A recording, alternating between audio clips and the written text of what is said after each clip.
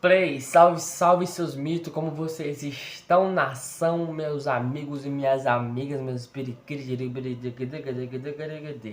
Mano, eu vi aqui um negócio aqui, tá ligado? Muito interessante. De negócio de partes do Jojo, de um canal do Medivh. E, mano, ele aqui é meio que interessante, tá ligado? Eu não assisti não o vídeo? Não assisti. Porém, fala de partes do anime ainda que não sei se tem mangá, tá ligado? Por isso que eu...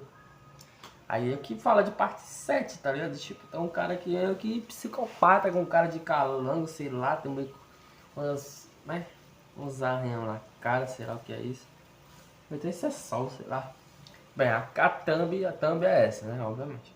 Bom, bora lá ver, mano, que eu estou curioso, É, ó, parte 7, Araki, não que esquece.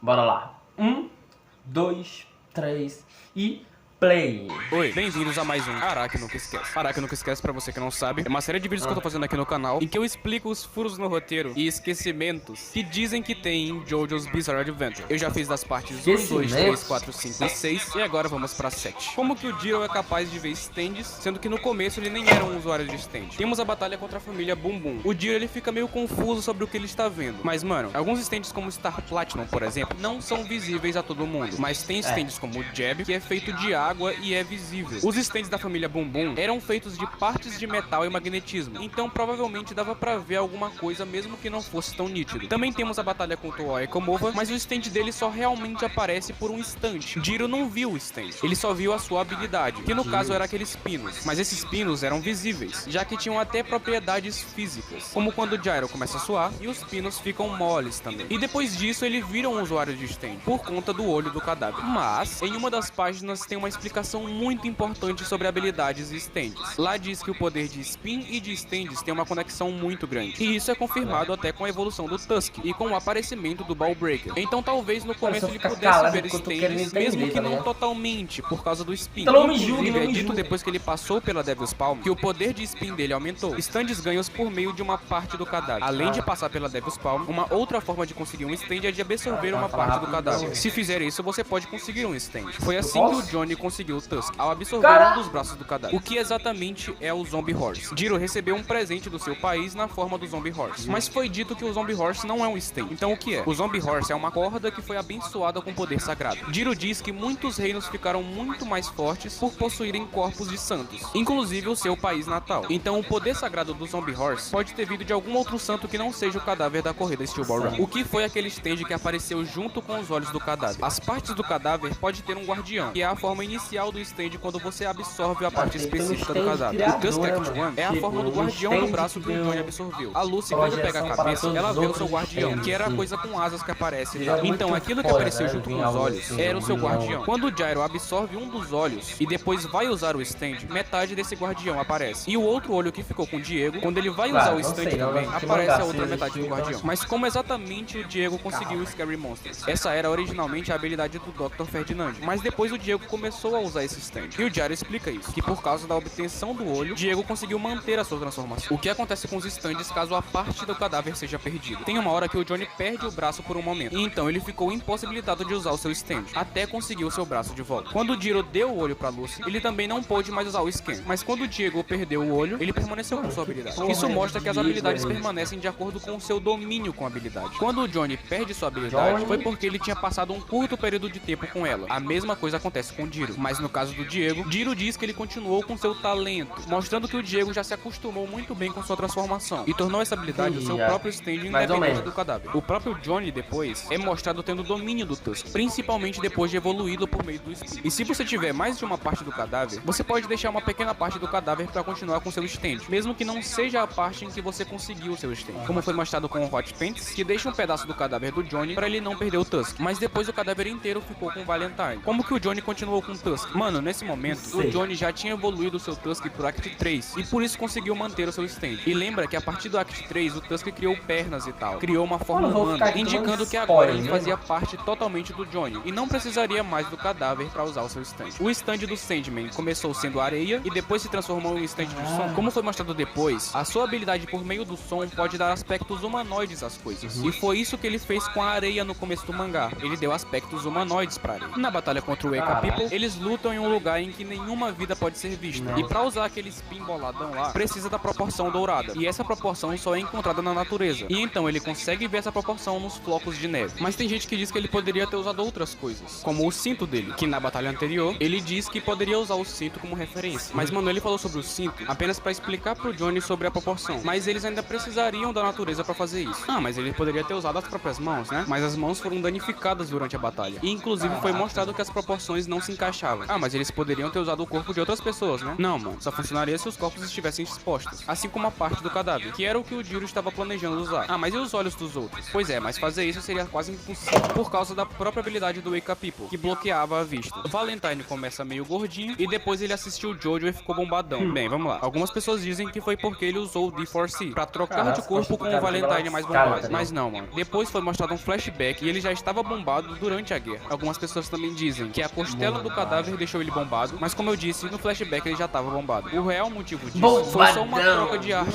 O próprio Araki foi entrevistado e perguntaram isso a ele. Ele até fez uma piada dizendo que o Valentine malhou e tal, mas depois explicou o real motivo. E foi apenas uma troca de arte. Assim como aconteceu com alguns outros personagens também. E ele inclusive dá o exemplo nessa mesma entrevista sobre o Koichi e o Kobayashi. Múltiplos D4Cs. Foi dito que só existe um D4C, o do universo de Steel Ball Run que a gente acompanha. Mas tem uma página em que aparece mais de um D4C. Mas mano, nessa cena só tem um D4C e ele está se movendo muito rápido. Por isso que aparece vários. É só uma técnica de arte. Assim como acontece, por exemplo, quando o Star Platinum vai fazer seus hora-horas, em que aparece muitas mãos pra mostrar que está sendo ataques contínuos e rápidos. E é por isso que foi desenhado vários D4Cs daquela forma. Como Hot Paints de outros universos tem o seu stand, sendo que o cadáver só existe no universo de Steel Ball Run. Sim, mano, mas não é só no universo de Steel Ball Run que dá pra conseguir stands. No próprio universo original de Jojo, tínhamos as flechas, por exemplo. A Hot Paints do outro universo conseguiu seu stand de alguma outra forma. Assim como o Diego alternativo, que conseguiu seus Award de alguma outra forma. Como o Johnny voltou a andar, foi com o poder do Spin. Com o passar de toda a parte 7, foi mostrado o Johnny conseguindo o movimento das pernas de pouco a pouco, de acordo com sua evolução com o Spin. Como que no final o Johnny foi afetado pelo poder do Act 4, sendo que ele já usou o poder do Act 3 em si mesmo e ficou de boa. Mas mano, o Act 3 ele não usa a rotação dourada. A rotação dourada tem outras propriedades diferentes da rotação normal. Foi mostrado que o Johnny conseguiu usar o Act 4 com um cavalo e a rotação dourada. Mas como ele usou o Act 4 depois sem o uso de um cavalo? Sim, ele conseguiu o Act 4 dessa forma, mas depois disso ele não precisa mais necessariamente de um cavalo pra usar novamente. Quem atirou no Johnny? Cara, essa cena é muito complexa, então eu vou dar um resumo aqui. Quem atirou no Johnny foi o Valentine. O Weka People foi mandado pra outro mundo e atirou no Johnny do outro mundo. E aí depois ele voltou pro mundo de Steel Ball Run, achando que tinha atirado no Johnny de Steel Ball Run. Mas não, ele atirou em outro Johnny. E o Diego atirou em um Weka People de outro mundo, no mundo de Steel Ball Run. E no meio dessa confusão e trocação de tiro, o Diego achou que tinha atirado no Johnny de Steel Ball Run. Bem, basicamente quem atirou no Johnny foi o Valentine. E foi isso. Esse foi o Araki Nunca Esquece da parte 7. E já que a parte 8 ainda não acabou, não dá pra fazer Araki Nunca Esquece, né? E eu sei que eu sempre boto na descrição, mas eu quero lembrar aqui a vocês que o Araki Nunca Esquece foi baseado no Debunking Araki Forgot do canal Ramon Beach. E é isso, né? Muito obrigado por assistir e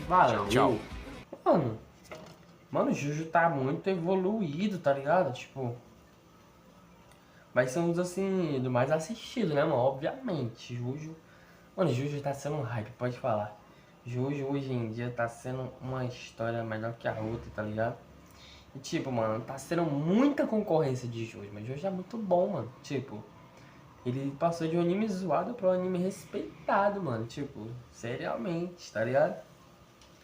Ele foi um anime que praticamente metade do mundo zoou, mas agora tá todo mundo vendo, tá ligado? Tipo, caralho, é muito bom. Eu zoei na minha época do Facebook, eu zoei muito pra caralho. Por quê? Porque eu não assisti. É isso. Sim, mano. Eu julgava o seu Jojo no Face e agora eu sou um Jojo. Pois é, cara. Essa é a vida, mano. Eu gostei pra caralho, tá ligado, do Jojo. E, mano, saber que tem até... Estão lançando a parte 8, mano. Isso foi um vídeo de um ano atrás, né? Já deve ter até a 9. Aí, vídeo de um ano atrás? Não sei. Deve ter até a parte 9, né, mano? Pelo visto. Mano, isso é muito, tá ligado? Muito diferenciado, mano.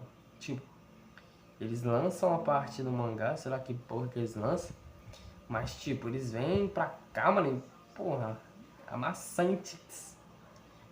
Eu acho massa, tá ligado? Que isso vem acontecendo. Eles vêm um canal, digamos, né? Mano, isso é muito experimento, experiência pra mim. E é isso, rapaziada. Eu gostei, mano, do vídeo. Ele explicou algumas coisas que eu não sabia, né? Obviamente.